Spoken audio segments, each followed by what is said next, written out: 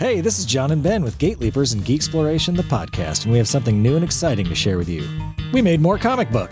Now live on Kickstarter, Space Oddities number 3. Space Oddities is an adventure comedy story about the crew of the Aftosa, Jorge McSanchez and Dirk. They are in the business of locating and procuring lost or misappropriated antiquities. While on a job, a young woman named Jet Paxton suddenly becomes an unsolicited crew member. Jet's quest to find her mother will point them toward a fabled artifact of immense power and all the danger that comes with it. Space Oddities is the beautiful, talented, and great-smelling love child of Indiana Jones and the Hitchhiker's Guide to the Galaxy. So if you're into screwball space adventures with a little heart, visit spaceoddities.com for the latest updates and to learn more. And if you're new to Space Oddities, you can get all 40 pages of issue 1 on Drive-Thru Comics for just $1. Cheap. This is not a test. Don't expect to be impressed. Put on your life vest. Sit down your armrest. It's time to stray from the grind. Don't take my hand, 'cause you'll find no peace of mind. Side quest. Hey everybody, and welcome to Side Quest, the episodes we do between the episodes for which the podcast has been named. I am Drew Hayes. Joining me tonight is special guest Ben Robinson. Hello. And people who don't get their own special introduction are Rick Volteri, Robert Bevan, and Steve Wetherill. Hello, friends. Yes. And tonight, we're going to do what every time a bunch of middle-aged guys get together, we're going to talk about the state of movies. Drew, I should point out, because I think some people think that I just really like being a miserable prick about movies, that it wasn't my idea to talk about movies tonight. We were supposed to do something else. The technology completely failed, so I can only assume that God wants me to be unhappy with movies. Well, we are recording like 40 minutes late because of this. There's also some middle-aged guys that get together and talk about minorities. So, you're right. It could be worse. movies not so bad. This is better.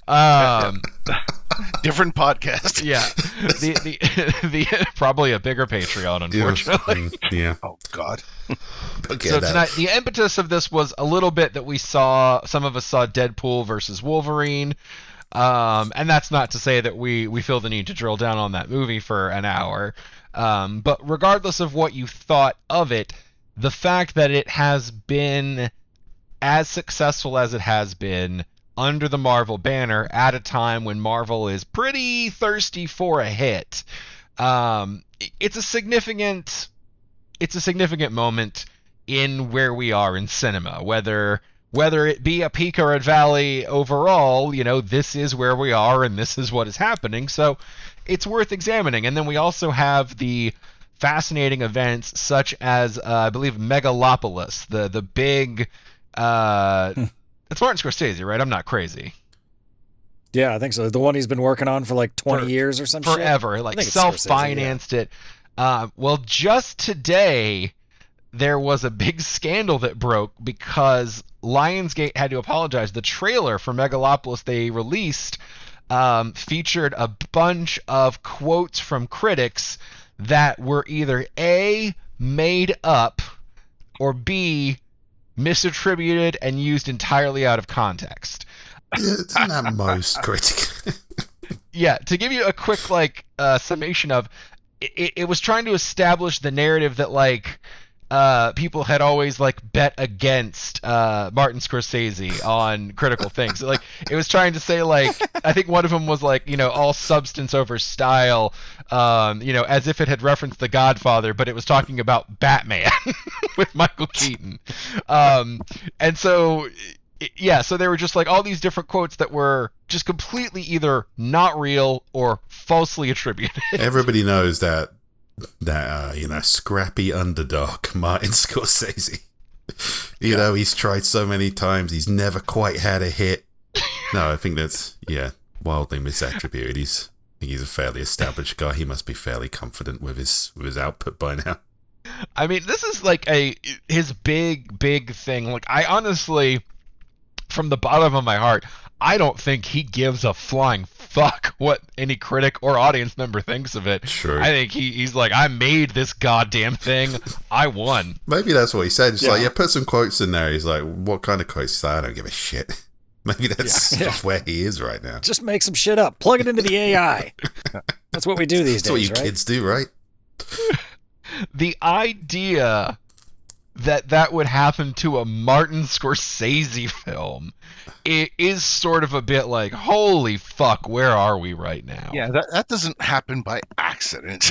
No. Now let's be clear. I doubt he did that, because I doubt he is involved in all the movie marketing bullshit. Because why would he want to be? Not at all. He does not Maybe strike me. this He is why. strikes me as somebody who's way over that.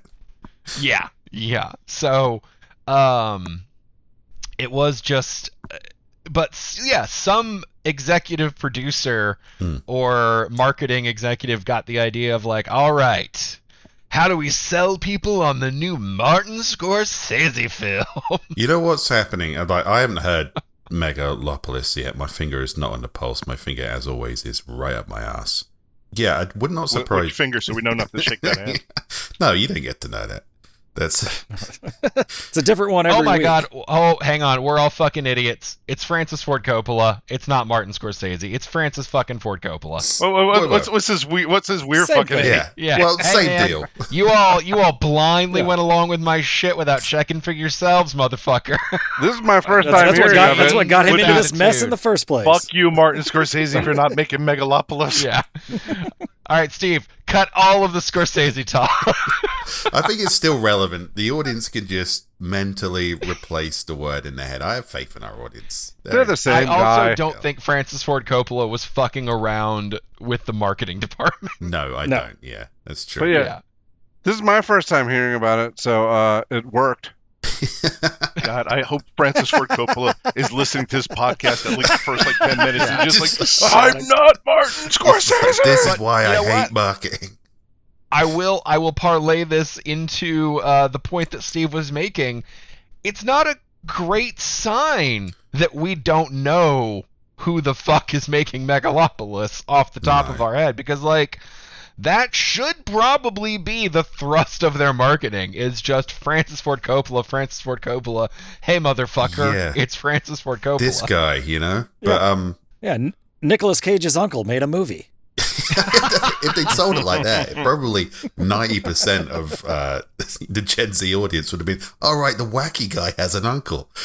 Because they're not watching fucking movies. They're just watching TikToks off movies. And, it's I fine. respect the humility of that move. Bill me as Nick's uncle. I don't give a fuck. That's the guy whose wine mommy drinks. It's true. Oh man. It's like, yeah, my wacky aunt has a cushion with that guy's face on it. His uncle, sweet.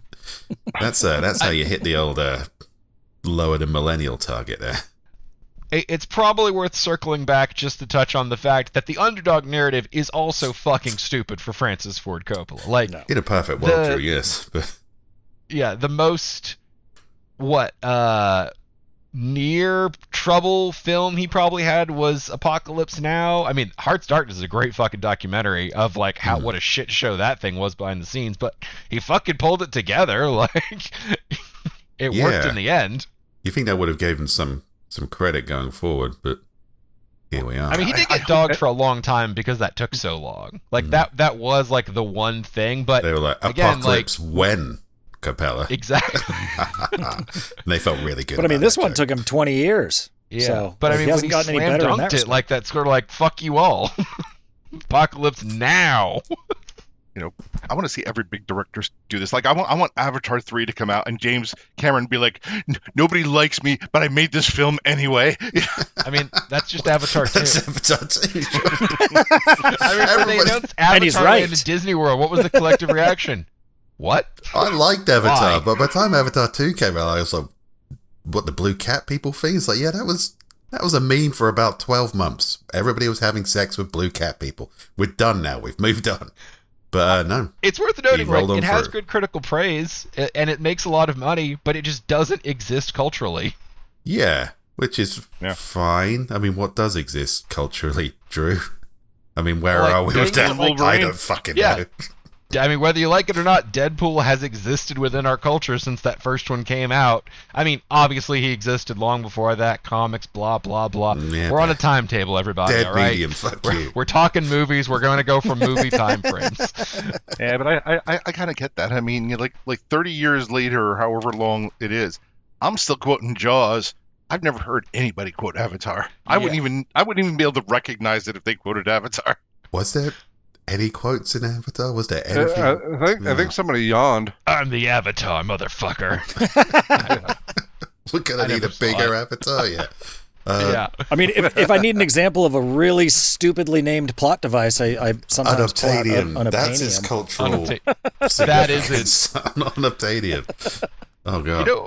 You know what movie had, I think, the most exponential cultural staying power as compared to its relative audience and like theatrical reception?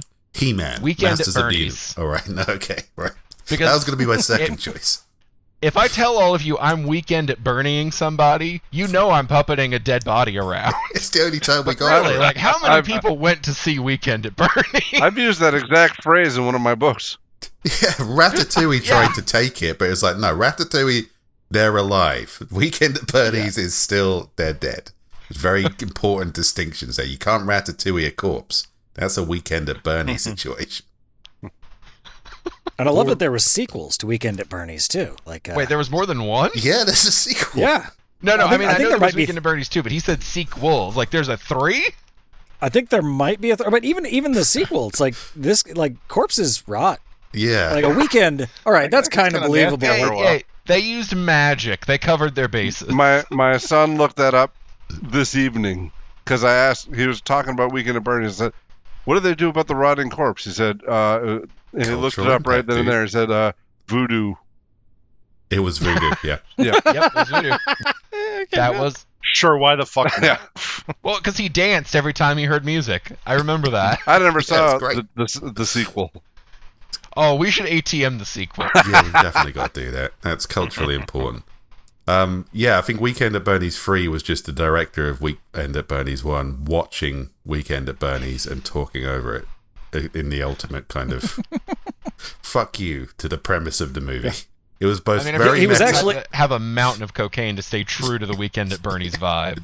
They could I think the Ratatouille. director was actually dead, and someone was just moving his mouth. There could be a happy medium between Weekend at Bernie's and Ratatouille if the corpse was just full of rats.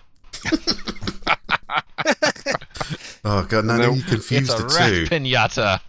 Well, no, they work He's got together to cheese on a move it stick around. to get it to go one way or the other. Yeah. like the gnomes in Gravity Falls. Just like the gnomes of Gravity Yeah. Falls. Yeah.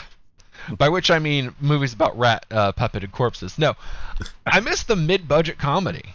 You know, Yeah. like Oh, Yeah. jeez. I was cruising Prime the other night and I saw a movie and it made me so nostalgic because it felt like somebody slipped a comedy from the mid-aughts into the into the 2020s. I haven't watched it yet. It's probably terrible. It's called Ricky Stenicki. It stars John Yeah. Cena and Zac It's Efron. not great. It's bizarre, but that was the example I was going to give you of like they're still doing it. It's just they're just really weird niche things with a bunch of comedians and their mates probably doing Well, a they tax always break. were. Yeah, it was the Adam sometimes Sandler formula. Yeah. Yeah, like I mean, Hot Rod. I mean, like, but just sometimes it hit. Yes. Hot Rod, And when good you do a example. bunch of mid-budgets, you get to roll those dice a lot more, and then occasionally you just get like a fucking whoa that movie, or a Superbad, or a Anchorman. Ricky Stenicki, I'd say, is Anchorman. probably Yeah. is not the next Anchorman by any stretch. Yeah, It's, you know, you but- can watch but- it for 90 minutes. It's fine. No, but I'm glad It's weird that they're not exists. making them though, because they're so cheap. Like, I mean, Yeah. you could make them for $5 to $10 million, and they don't need to do that. It's like the Blumhouse horror movies. You could just pump them out, and Well, I think that's if 2 of them are out of the 10 are good, the studio makes money. But they just don't anymore. I think that was Weird. kind of Netflix's plan with Adam Sandler Except Adam Sandler just took their money and just said, "I'm just gonna make weird ass shit with my friends." I mean, he's still He hitting did pretty like, well, and you know Halloween what? did numbers. They're not mad at their deal. One every 100 Adam Sandler movies that he makes is really good. Again, so. you got to roll the dice more. But yeah, Ben touched on like we don't get mid-budget comedies anymore. That's why I was like, oh fuck yeah, one exists. But I have a hunch we're going to be seeing more of them in probably the next decade, because I'm going to go real brief movie history for everybody who's not aware of the studio system and the road shows. But way back in the day, movies were huge, elaborate productions with millions upon millions invested in everything. They would do these elaborate rollouts called road shows with like musical numbers and parades, and it was just so expensive. And so they would do more and more for each one, and then less and less movies overall, until eventually, I believe it was Cleopatra. I could be wrong, but basically one of them failed so spectacularly that I believe it took down the studio It was a system studio it was part crusher, of. yeah. Yeah. It should have And been, theoretically. They were doing everything they'd already done. Yeah, stop me if you've heard this before. Yeah. So somehow it wasn't the one where John Wayne was playing Genghis Khan that took the studio down. No. Well, that had, intriguing racism, which was big at the time. So that probably that what was a kept selling that from- point back yeah. then. They didn't go far enough but- with Cleopatra. They should have, Elizabeth Taylor, obviously white, but at the time that just wasn't racist enough to be compelling. So, They had to step it up. yeah. Well, so that one catastrophically failed, and that was sort of like the tipping point, because the ones they kept trying to do that format and it kept falling apart, and eventually they had to start breaking up and going into smaller productions that cost less money and rolling the dice a bunch of times rather than spending all their money on 1 to 2 big ass movies a year. So I'm pretty sure at this point in the history lesson, you can all guess why I think we're probably going to start seeing mid-tier comedies in the next 10 years. Because I think we're starting to hit the tipping point of like these, and this is not new thought by any means, but like the billions and billions of dollars into these one movie at a time shit, it can't sustain. No. Well, it's not even one movie at a time though. Like it's not like one big failure and they're like, "Oh, we've learned our lesson." It's giant failure after giant failure. They've got failures in after giant failure. production Yeah. for a long time. So by the time we realize, oh, this is not working, man, the next 10 years ain't going to be great. But it's too late. They've already started. In fact, no, they did. They pulled an entire Batman movie or a Batwoman movie. Batwoman, yeah, yeah, canned the Batwoman. whole fucking thing. That's a fucking DC property in the middle of the comic book boom, or well, at the end of the comic book boom, apparently. Yeah, the end, yeah. The real kick in the penis was fucking what was it? Acme versus Coyote versus Acme, which was a Space Jam style comedy with Will Forte, and by all accounts, fucking hilarious. Like everyone was really proud of it. It was supposed to be very good. It was We'll never done see too, it. wasn't it? Oh, it was done. It was ready to go, and they just burned it for taxes. Yeah. Well, at least we got Space Jam 2. Yeah, it's like for all intents and purposes, Furiosa. I haven't seen it yet, but it's supposed to be a pretty decent movie. It's good. But I saw it. It was- cost it was like good. $250 million and made 25 cents back at the theater. It didn't really do well at all, Yeah. but it was a great movie. It was if you like the kind of if you liked anything about Fury Road, I think it was like everything about Fury Road, but they had story in between, which is entirely unnecessary. But I'm not saying it's like there was nothing bad about it. If you like weird gimps in leather smashing into each other with monster trucks, it was fantastic. I mean, it's a very niche genre. And Mad Max was never supposed to be anything but that. So it did all that, but then it was kind of like, oh, there's character development as well. So I'll watch your character development. And I want to see some guy with nipple clamps drive off a cliff. Yeah, I mean, the original Mad Max concept was basically just like, okay, we're going to go down to Australia, and we're just going to hire the local populace and how they dress, and just say, act like yourselves on camera for, and we'll make a couple $1 million off of this. And it's not like Mad Max has been a big budgeting $1 billion franchise. I just checked. Mad Max Fury Road brought in $380 million. So the idea of spending, and Furiosa had about $170 million, which I think what conventional wisdom is you have to double it for the break-even point with marketing and everything.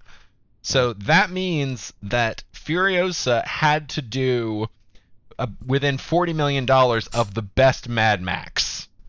A best charting Mad Max, whether you like it the best or not, regardless. But that's crazy. That's an insane swing. It was good, but you know, I still went and saw it, but I was a little bummed from the trailer because it was one of my favorite things about Fury Road was all the practical car effects. Like they had all those cars. They had the do-for-your dude on a giant amp with a flaming guitar. Like that was a real thing that they filmed. And this new one had a lot of CGI. It was mostly pretty good. Yeah, but it wasn't. I think having Fury Chris. Road.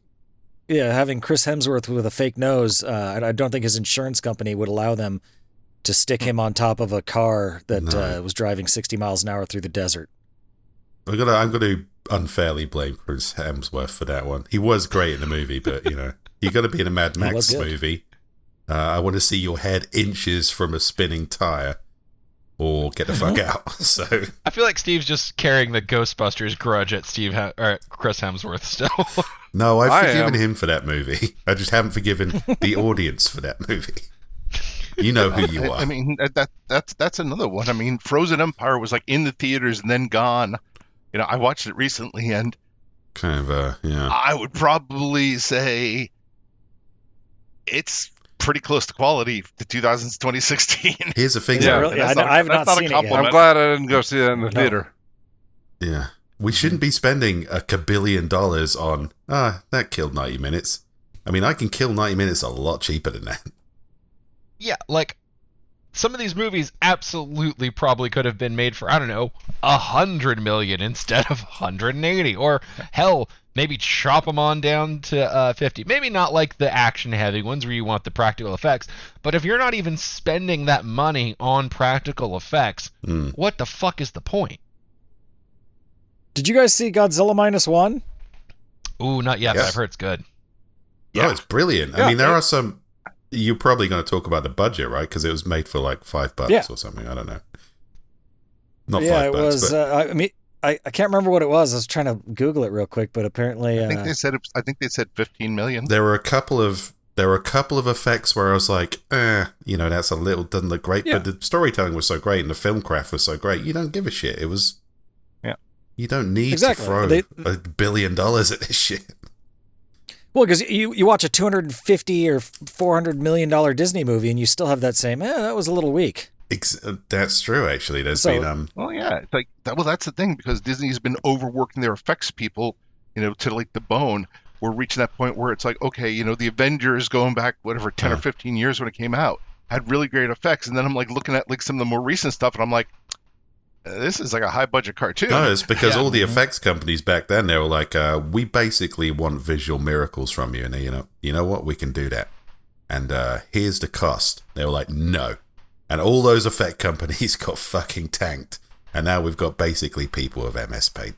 And that's what we're dealing with. That's what I was going to say. It's like they fucking, for so long, it was like, okay, this amazing movie came from this effects company and it's gone. Like, they kept murdering all the people who were doing the great effects. Life of Pi, here's an Oscar. Now, die company, die. Now all of you fuck entirely off. Well, I mean, part of the problem is like you look at like a budget of like $100 million, and then it's like you have a couple name actors. 70 million is like that's eaten up. That's true. Well, also the way Disney does things, it seems like there's a lot of like rewrites and redos. Like it's not like, hey, here's the script, let's make the movie. They like cobble some shit together with no sort of fucking plan, and then halfway through they focus test it on a bunch of audiences and they go, this is trash. And they go, oh shit, fix all this in post. And it doesn't work that way. You have to go in with a decent idea from the beginning. Yeah. I will use Alien Romulus, which I recently watched, as a counterpoint to both those things. No, a counterpoint to you can definitely make a movie without having a big star in it, and it's fine. There was some great talent in Alien Romulus. There was some very mediocre talent in Alien Romulus, but it worked fine. Also, that was 80 million, which I think in Hollywood now is basically like pauper. for a massive franchise, right? I think that's less But, than not some even Super Bowl triple commercials. Yeah. But to the point of visual effects, they had some CGI on that they didn't really need to use, and it was a bit off-putting. They tried to resurrect, I think, a dead actor or a retired actor. But the rest of it was just kind of decent practical effects done for a reasonable budget. So whatever you think about Alien Romulus, it's got that going for it. But when you talk about studio interference, the thing was, this went back to basics with Alien, by which it mean it ripped off every other Alien film before it, to the point where somebody puts in, no spoiler alert, actually no, the movie kind of spoils itself with this line. Somebody uses the line, "Get away from her, you bitch," which has absolutely no relevant context in the movie at all, because it's not Ellen Ripley, the mother, protecting her child against the Queen. It's just some guy shooting an alien. Like, that is such a suit decision. There's no way any artist was involved in that. Some guy just kicked down the door wearing a tie and said, "Yeah, you have to put this line in the movie, fuck you," and walked out again. And Alien Romulus was kind of, it had a lot of that going on, which if they stripped it, it would have been a much better movie.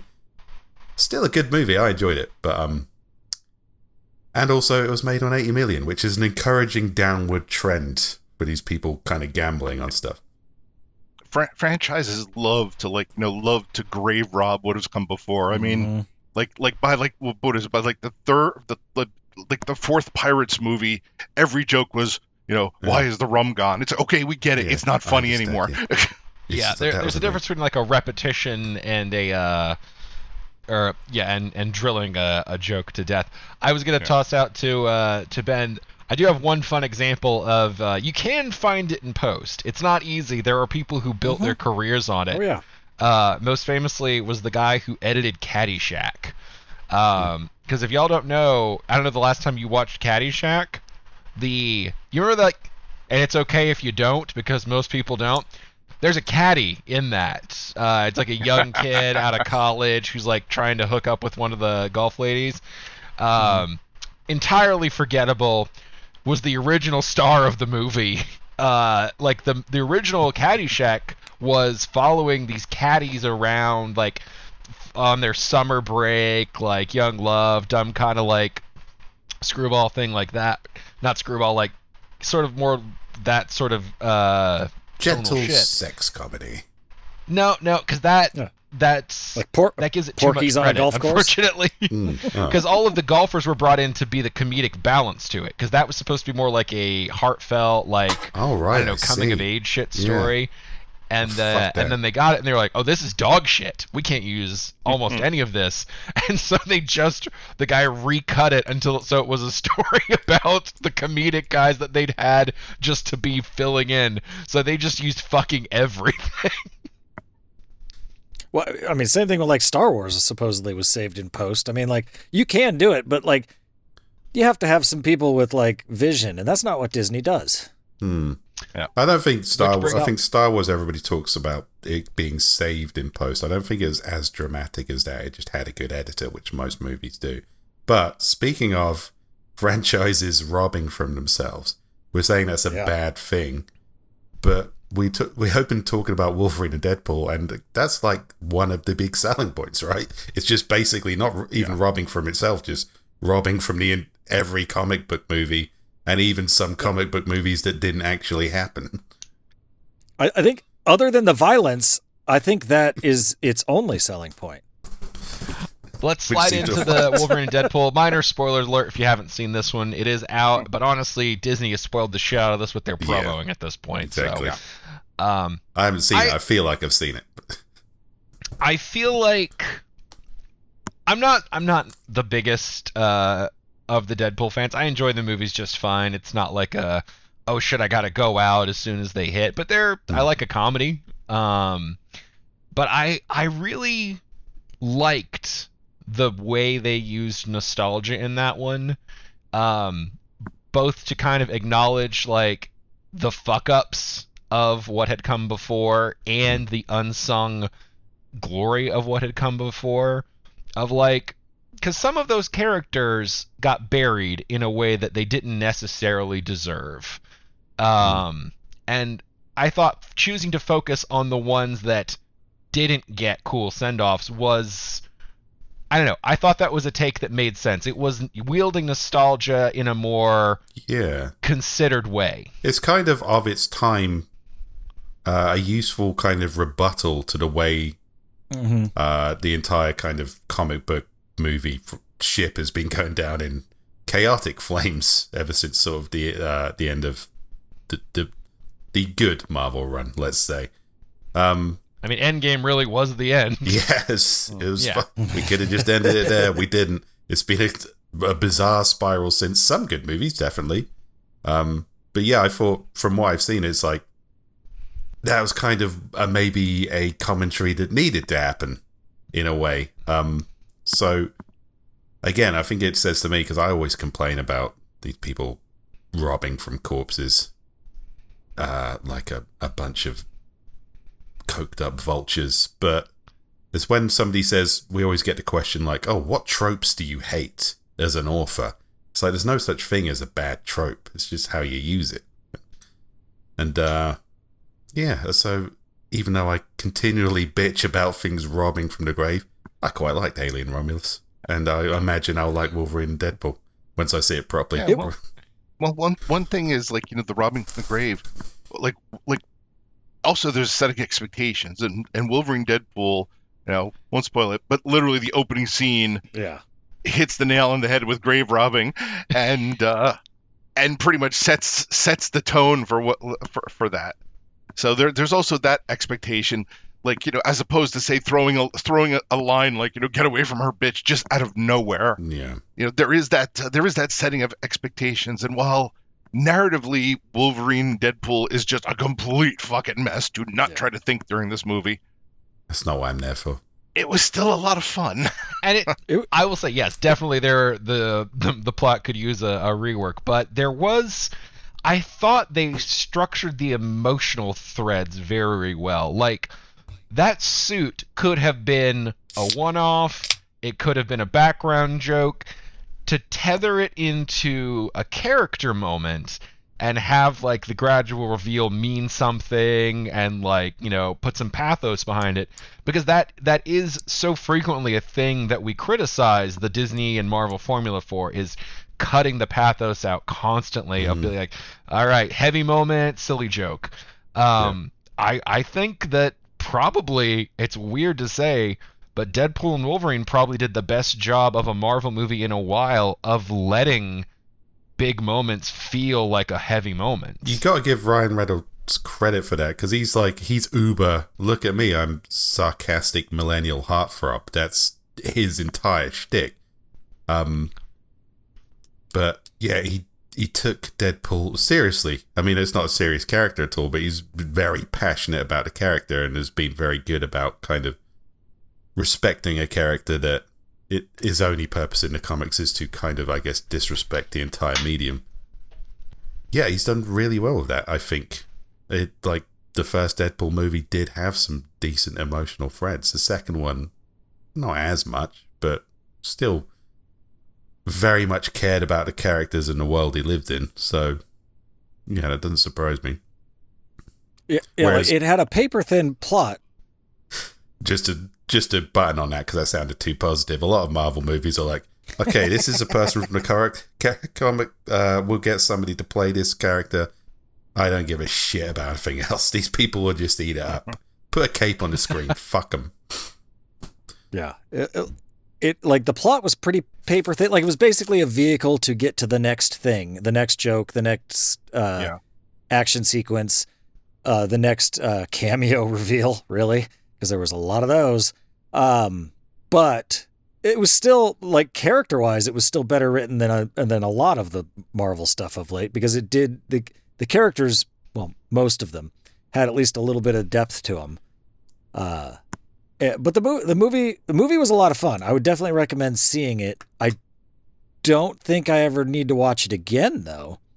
Like, I think I got a lot of the joy was out of the surprises and unexpected stuff, and seeing it. Like in 10 years, am I going to go back and watch this movie? I don't think so. I think it's very much That's okay. a critique. Yeah, it is. It's perfectly fine. But it's very much a critique of the current state of Marvel and of movies in general, and it works for that. And unless Marvel's still in the same state in 10 years, which is possible, I don't know if it would hit the same in the future. I was just about to say, Ben, if things carry on as they are, which sustainably they probably cannot, in 10 years' time, there would have been like 17 more Deadpool movies. It'll be fun. There'll be a Dogpool movie. There'll be a Steve Pool movie by then. That's the thing I think I'm worried the most about Deadpool doing well is Disney taking all the wrong lessons from it. Because it was taking the piss. Yeah, it was taking the piss out of what they've been doing. And I'm worried that they're going to be like, oh, I get it. We just need to play harder into nostalgia.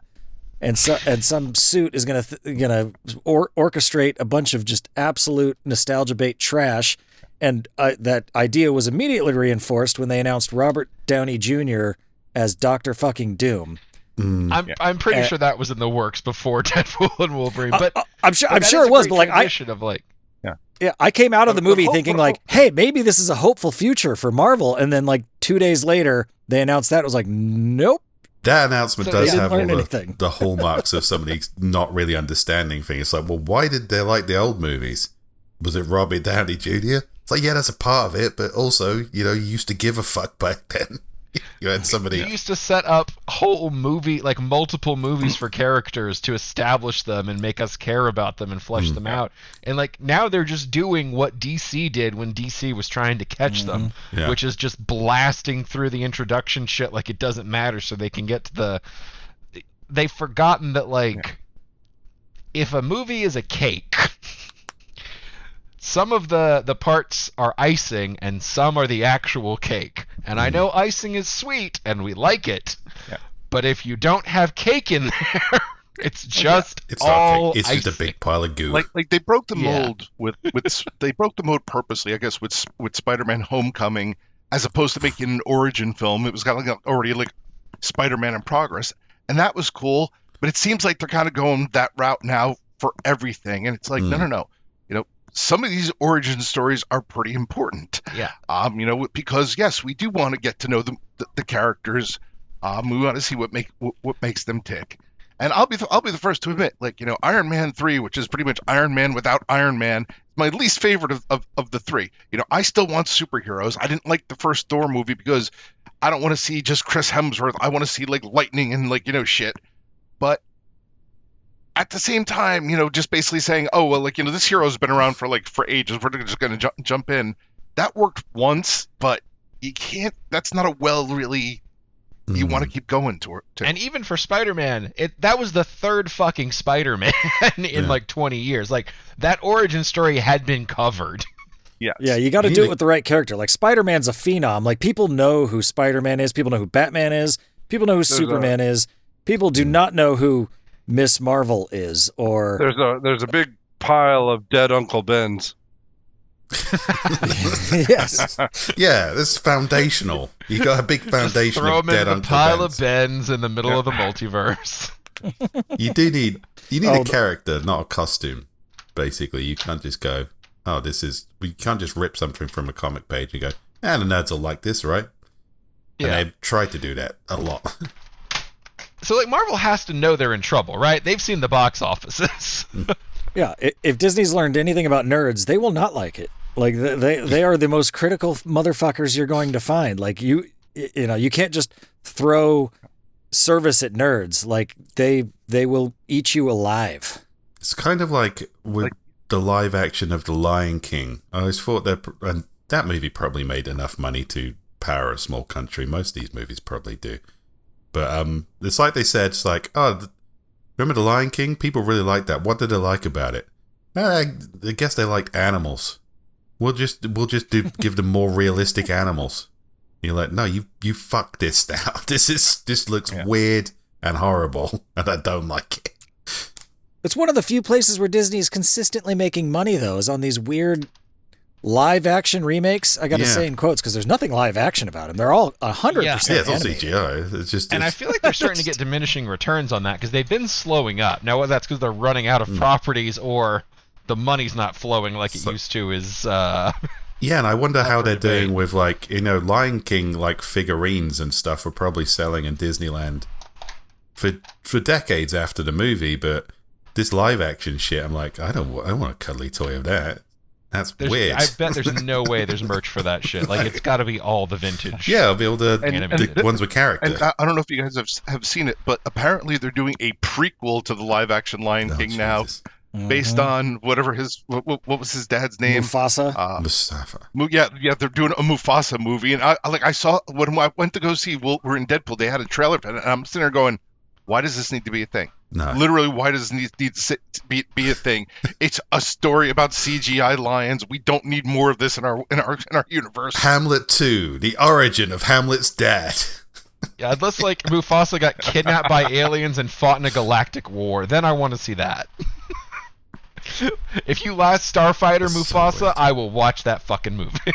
Yeah, that feels like a real barrel scrape. It's like, what did people like about Lion King? His dead dad. Let's do a movie about him. That's kind of their only move right now. And again, not to just parrot the most obvious thing in the world, but at this point, it does not feel like Disney's strategy involves new properties. It all seems to involve expanding on existing properties and killing people with food I think I think they slowly killed off creativity within the company. Like creativity for the last 30 years there has not really been rewarded, and so like if you're a creative person and you want to make something new and interesting, there's no fucking reason to work for Disney. That's not what they do anymore, and so they've eroded their base. This gets back to what we started with the Francis Ford Coppola movie that's having quotes just randomly thrown from other projects. And how do you make that mistake? I don't know if I've just come way too late to this realization. I've been very naive for my entire life. But I'm starting to realize that the world's not run by like exceptionally smart people. I always had this idea that I just had this faith that was like, these are high-powered, powerful people. Like, they must know what they're doing, but now I'm starting to think maybe they don't. And it's quite a crushing realization. All the way down? Yeah, it doesn't take great intelligence to rule the world. It just takes a willingness to be morally flexible. Yeah, just remember, one of the first things that somebody does once they get rich is fire all the people who tell them no. Yeah. So yeah, the idea that there'd be a trailer for a Francis Ford Coppola movie that, for some reason, Drew, has Martin Scorsese's name on it. It wouldn't surprise me. I mean, hey, why not? That could have been their fault too. Let's just throw that on them. Yeah, I'm gonna. It'd be great if it completely bombed, and then like the next time you see when it comes to video, it's like a film by Martin Scorsese. It sounds like it's going to completely bomb. I heard like a review of a guy that saw it at Cannes, and it just seems like a weird fucking mess of a movie. Oh, what Megalopolis is that the remake of the robot movie from like? I don't think it's a remake that's of anything. Metropolis. This is wholly Metropolis, his shit. Like it's super artsy, super like metaphorical. Everyone's got like weird Roman names, and it's in like this weird version of New York with like moving statue buildings. And like it's his commentary on society in the most obtuse, artistic, I've been thinking about this for 20 years way possible, with a ton of stars in it. But I don't know, it looks pretty dense. I don't think it's going to see a wide audience. I think it'll be bomb, but at least he didn't. We'll absolutely do it for the movie. Yeah. At least he didn't just pick a comic book off the ground, wipe his ass with it, and then hand it to a bunch of intern writers. Yeah, he wrote something new. A lot of this just shows that, like a lot of like these great movies happen because of it's a team effort of of people. But when you have that one person who gets like all the credit for it, and then that one person is then just given the reins, like for example, the transition from Thor Ragnarok to Thor Love and Thunder. You see that you kind of see how that like falls apart, where it's like I hate to say it, it's and I love Mel Brooks movies, but when Mel Brooks movies were like that creative effort of Mel Brooks and a whole bunch of people locking themselves in a cabin for a week to write a movie versus okay, this is just written by Mel Brooks. There's a difference in quality. Are you shitting on Dracula Dead and loving it right now? I would never do that. Let's not draw blood on this podcast. We're having a nice time. Yeah, all the times where Mel Brooks just kind of stepped aside and let other people take over. He's kind of got his name on some production credits of some absolute classics, to the point where he's like, don't put my name on this in big letters because people will think it's weird. So yeah, I think he kind of had a bit of self-awareness, which you wouldn't think from watching Dracula Dead and loving it, but there you go. But hey man, everybody needs a paycheck sometime. I was gonna say for the not getting the nose anymore. Famously, that's supposedly what happened between Star Wars the first batch and Star Wars the prequels. Is George Lucas went from a guy who was like collaborating and listening, and a new director who was hungry to do his best, to a guy who's like, well, I made fucking Star Wars. Everything I say is right. Isn't it? There's something called the Peter Principle or something, that everybody eventually gets promoted to the level of the level of their competence. So eventually, it's like Rick when you said, it's like in a group project where somebody does really well in the group project and then gets kind of promoted above that. And you gave an example. I thought your example was going to be every group project that's ever happened in history, but. So yeah, I get it. We only have so much time to record here. Yeah, just anytime anyone kind of outshines their necessary collaborators and they're like, hey, let's get this guy. And he can do everything he wants without the foundational support of the people who actually made this work. Does seem to go badly. The flip side of that, though, is when you get shit that's written by committee, and you get a lot of that now where there is nobody with a cohesive vision who's pushing it through. Like it's like, hey, we've got this writer's room of 35 people writing this movie, and nobody is in a real agreement, and they put together some ramshackle shit show. Yeah, true. That's fair. I think that also comes into play with I think that kind of goes hand in hand with studio interference. You get a couple really funny guys in a room writing stuff. It's probably going to be pretty decent. You get 35 underpaid, overworked guys who are about to die of nicotine addiction, with the studio head who keeps coming in and being like, Superman must fight a giant spider. Yeah, we've got these notes for you. That contributes to the crap. Actually, that brings up, I'm gonna circle back around to something we had talked about. I think one of the fixes for this is, again, spend your money on more movies, because if a studio has 2 movies in production, the executives are going to be up those movies' fucking asses. Especially if you're spending $250 million.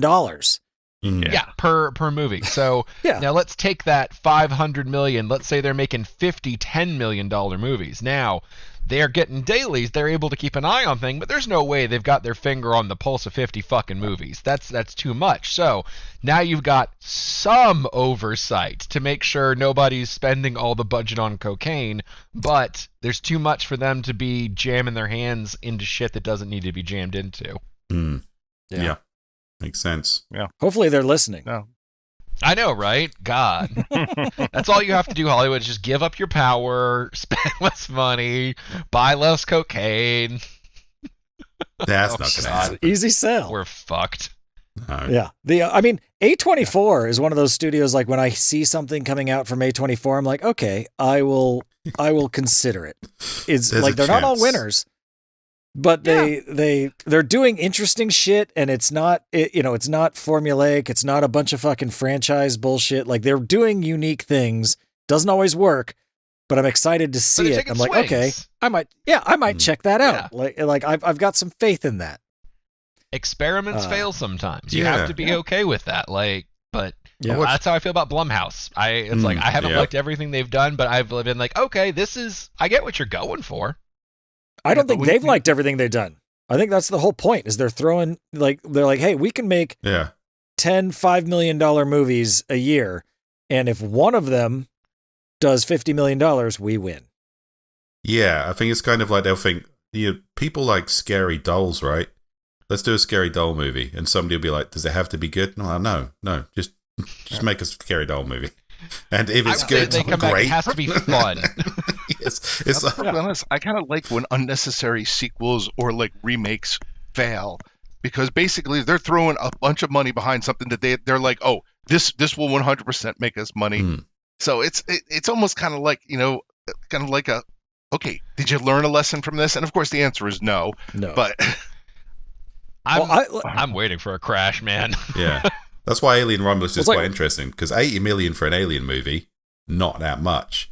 That's really shocking, honestly. Half the movie was well-made passion project with a seemingly like young kind of enthusiastic cast. Half the movie was definitely a studio executives going, there has to be the fucking line from the other movie in this movie or I'm going to have you killed. But yeah, they did it for a lower budget. They definitely tried to squeeze some great filmmaking in there.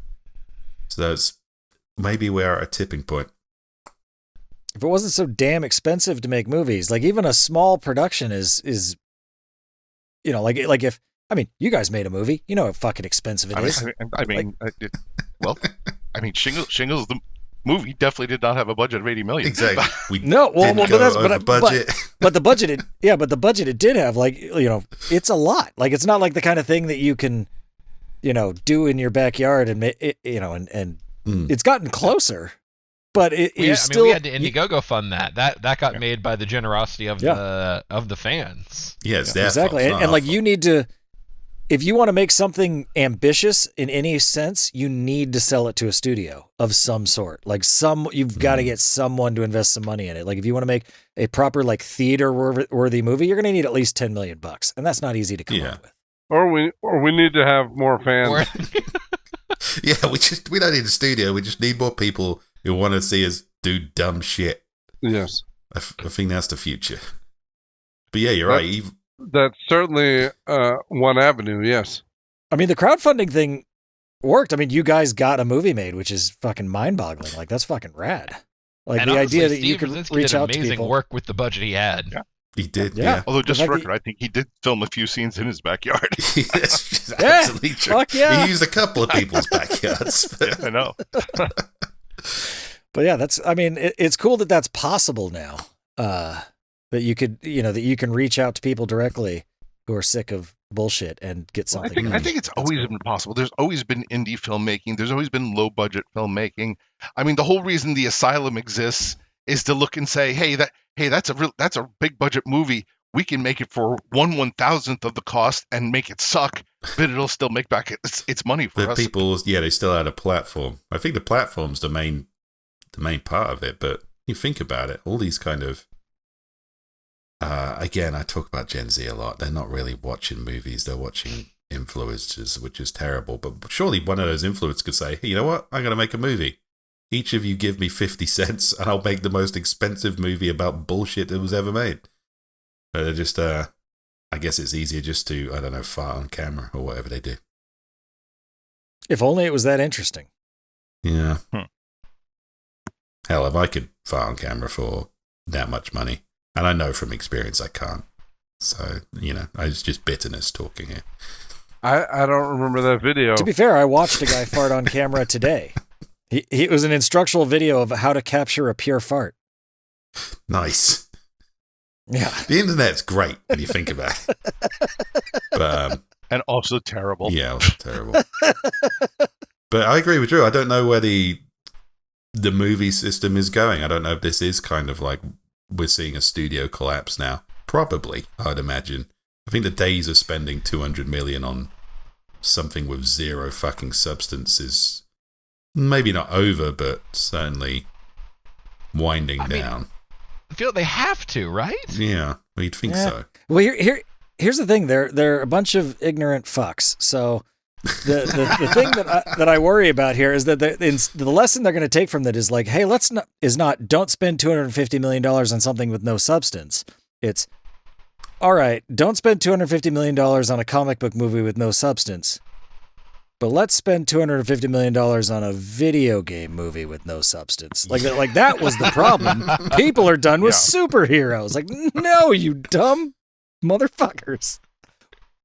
We It'll want a just be good the story. same. Instead of picking up a comic book, wiping our asses with it, and handing it to some interns, it'll just be like, what are the kids like? Skibidi toilet. Okay, I'll pick that up, wipe my ass with it, and give it some interns. Yeah. I do think like Gen Z are immune to this bullshit though. The stuff they like is just pure, unadulterated brain rot, and they're quite proud of it. I don't think Hollywood can touch But them. I mean, it also doesn't help that the people at the top. I mean, they're bringing in millions of dollars. That's guaranteed, and they know if they get fired, they have a contract that's going to give them millions of more dollars. Yeah. So that doesn't necessarily breed, I don't think that breeds competence. Golden parachutes. I think it's kind of No. It seems to me the Hollywood system is very much in a very similar sort of situation as the American healthcare system. Great. It's all massively overinflated bullshit. Once you take away that smoke and mirrors and look at what you're actually getting, this is just a foreigner's perspective. You understand? No, I mean, no, you're not wrong. I mean, theaters in general never they didn't make it. They're never going to be what they were pre-COVID. Like they've taken a hit and they have not recovered, and they probably never will get back to what they were. But they're still limping along. But it's not a reliable income stream anymore. And then streaming doesn't give them the same residuals that like DVDs and shit did. Yeah. So last 3 times I've been in a cinema, it's literally been maybe 5 or 6 people. And I thought, how is this sustainable? This can't be sustainable. Yeah. Yeah. I mean, hypothesis, is it possible that the movies have gotten worse because the cocaine has dried up? Like they've got enough money to make movies, but not enough money to buy to get the cocaine necessary to make a good movie. I think it's meth is more in fashion, and that does not lend itself to quality filmmaking. They're just on the wrong drugs. No. Very different high. Let's do a series of jump cuts during this action scene. That makes sense. The camera wasn't supposed to be shaky. I like to think that Drew's theory that mid-budget comedies are going to come back, but I have a sneaking suspicion they're going to be more like the Adam Sandler, Rob Schneider bullshit rather. What do you think mid-budget comedies work? No, but I'm talking about stuff I'll like take that. All right, I'm going back a bit, but my favorites: Top Secret, Real Men. Just these aren't mid-budget; these are low budget. Yeah. Like, true. Yeah. But I mean, that's the thing is, there's gonna be a lot of bad ones. That's sort of the nature of that gamble. Yeah. There always was. Casting the dice of like, if I give this many people creative freedom, somebody's gonna make a masterpiece. Somebody's gonna make Top Secret. I mean, Shingles I hope too. that's true. I don't know. I'm in a bad place when it comes to recent comedies. I mean, this is all like, man, it would be great if. Yeah, recent is not even the right word. What recent comedies? Yeah. What is the thing? I thought about this the other day. Like, what's the last great comedy you saw? You have to go back to like it's more than 10 years ago. I haven't seen a great comedy in 10 years. I'm pretty sure. Tropic Thunder, maybe. I'll stick up for Pop Star Never Stop, Never Stopping. That was a great comedy. Yeah. Yeah. But 2016, that's almost 10 fucking years ago. Yeah, it's true. Yeah, I know. Fuck. Same year as Mike and Dave Need Wedding Dates, which is also one I really like. Yeah, like it's been a long time. It's been such a comedy. Like stand-up's killing it right now. Stand-up's fucking great. But like film in the comedy low-budget is space. fucking dead. Yeah. I mean, even big budget comedy, if it's not like, I feel like comedy kind of got rolled into Marvel in a way that I don't like. In the worst, like it's not funny. It's like, it's just, no, you're talking about fucking kimchi or something. It's like, hey, look, Iron Man's talking about a regular food for too long. Okay, all right, that was funny in Iron Man 1. Or the Avengers, I guess, which was a long time ago. Look, Doctor Strange is talking about donuts. Yeah, it was like Deadpool Wolverine had some laughs in it, but it wasn't a great comedy. It's Yeah, not it was going a to be good movie, but And there was Yeah, plenty of jokes that they milked way too long. Yeah, I think I'm not the gonna over milking of like, it's- jokes. That's kind of. I gave a Ghostbusters 2016 a lot of stick about that. It's like, this joke ended 20 seconds ago. Move the fuck on. But that's kind of just where comedy is now. And again, 2016 was 10 years ago. oh no, they were ahead of the time. At least Mike Myers had the decency to do it over multiple movies and not so much in the same movie. He had honor. Yeah, He pushed it a little far, but his was at least an attempt to walk the line. There was effort paid in that direction. He's Yeah, kind well, of and part of the comedy sadist was the approach fact to that he was pushing it too far. Like, he knew it. Yeah, It was part of like the shtick. there is that zone of like you take a joke and then you push it so far that it becomes funny again. Yeah. But like, you really don't want to fuck with that unless you really know what you're doing. Yeah, that's like surgery. Too many times now, it just seems to be a bunch of actors going, so like, we all know we're saying a joke, right? Yeah, we know we're saying a joke. We're saying this joke. We're going to carry on saying the joke for a bit now. Yeah, we're going to carry on saying the joke.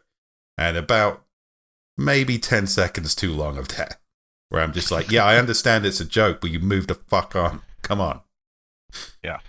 Yeah, I'm having trouble thinking of just a pure comedy.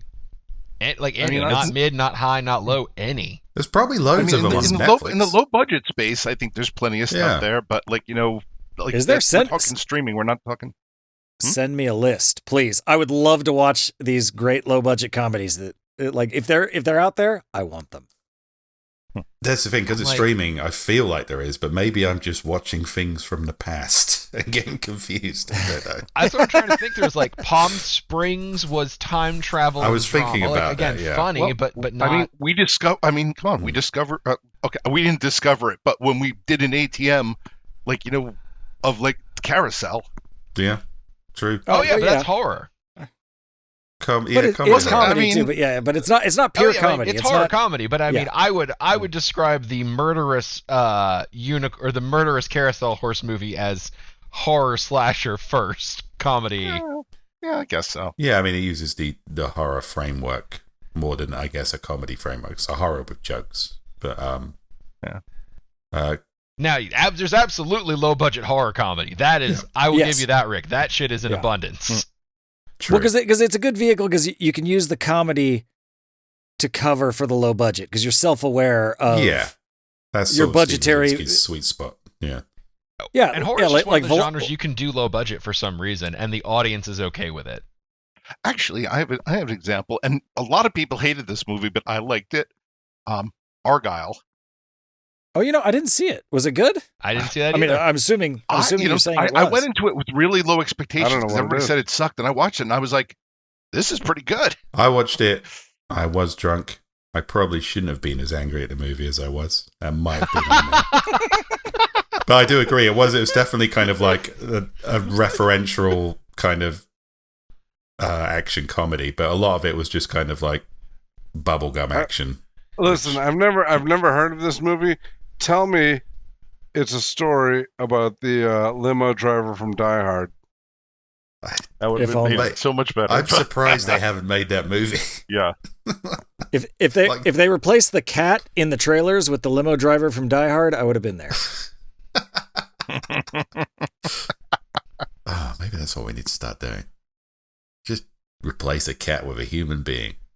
No dialogue, just making cat noises still. Kevin Hart, he seems like ideal for that role. I think they tried that with racist. cats. It didn't work. You're right. It did work though with the Grumpy Cat movie. There we go. We got two premium example of cat-based movies there. that opposite one ends felt of like the that was just scales. Aubrey Plaza taking control of the movie. Hey, whatever works, Auteur. I do think making fun of the audience for thinking that this Grumpy Cat movie has got to be anything but a dumb cat movie was a pretty slick move on Grumpy Cat's part.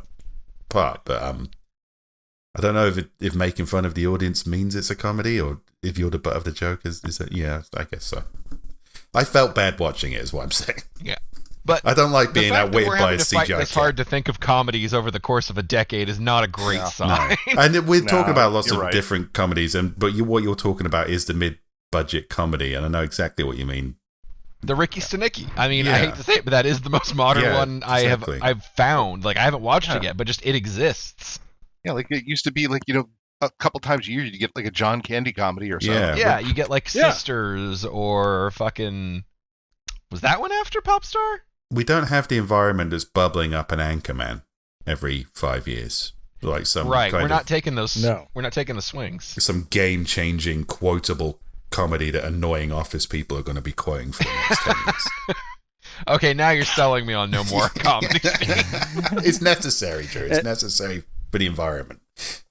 Even outside of comedies, like we haven't had a year like 1989 or 1984 in a long time. Where like you look at those years and you're like, fuck, that was a lot of good movies. Or We had this- 1999. It also was a lot of movies, which We had, yeah. we had. Yeah. Yeah. There were a lot of bad movies, probably, yeah. But we had this discussion when we were watching RoboCop, and we said, did we like this movie just because of nostalgia, or do we like it because it's actually a fun movie? And then Gibby was just reading out movies from 1989, and there were so many classics just from 1 year.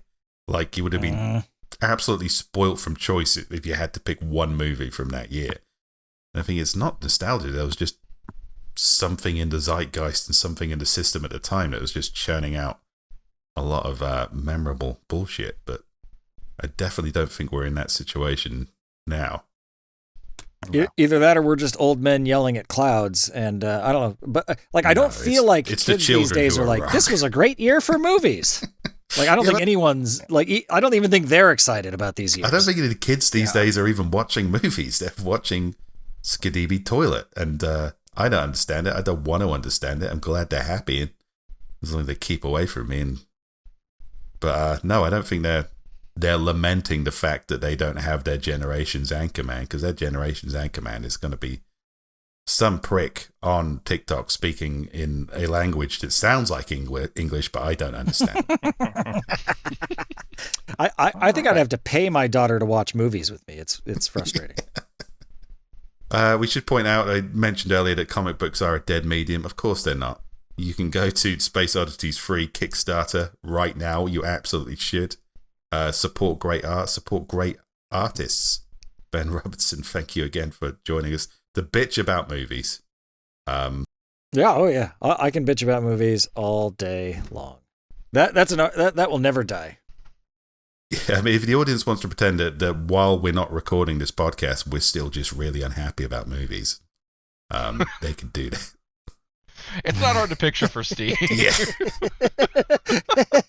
I'll have a few beers. I'll get on Facebook. I'll remind you of just how unhappy I am about movies. Well, a reminder, we're only 2 more years from revisiting Ghostbusters 2016 for an Anthem movie, so brace up, Steve. Yeah.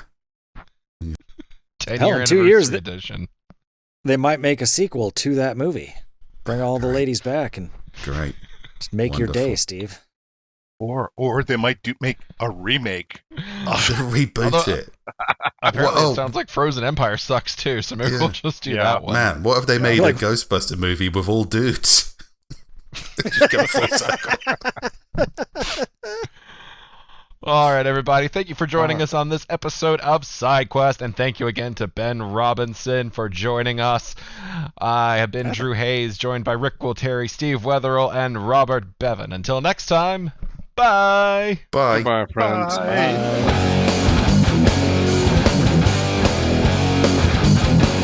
Authors and Dragons is brought to you under a Creative Commons license, meaning you are free to share this material so long as credit is given to those who created it, which is us, the people you just heard play the game. Opening and closing themes performed by the Gore Core 4. Authors and dragons!